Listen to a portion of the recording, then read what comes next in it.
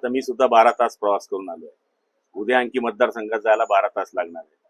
तर शेवटी थोडी इच्छा नसली तरी सुद्धा दर्शन घेण्याकरता आम्हाला विनंती करावी लागते आणि ते प्रशासनालाही मान्य असते. बंद ठेवण्यात आलेले सामान्य भाविकांना थेट दर्शन मिळावं यासाठी आपण आत मंदिराच्या बाहेर अजून थांबलाय. काय दर्शन? हे मी दर्शन घेतलं, पण या ठिकाणी साहजिक आहे, नागरिकांना या ठिकाणी दर्शन मिळालंच पाहिजे.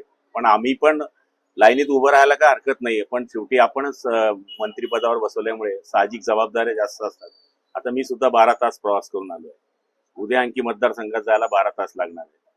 तर शेवटी थोडी इच्छा नसली तरी सुद्धा दर्शन घेण्याकरता आम्हाला विनंती करावी लागते आणि ते प्रशासनालाही मान्य असते.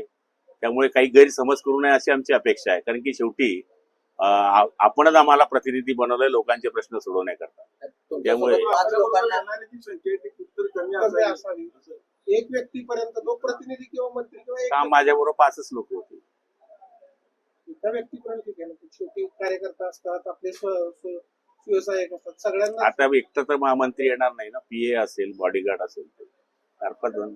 सामान्य भाविक आणि वारकरी म्हणतात साहजिक आहे, ते व्हायलाच पाहिजे. की येऊच नाही. पण मी तुम्हाला माझं कारणही समजून सांगितलं, लोकप्रतिनिधीचंही कारण समजून सांगितलं की शेवटी 2 दिवस जरी आम्ही इकडे थांबलो तर 2 दिवस गावाकडचे प्रश्न आहे, मतदारसंघाचे प्रश्न आहे, राज्याचे प्रश्न आहे.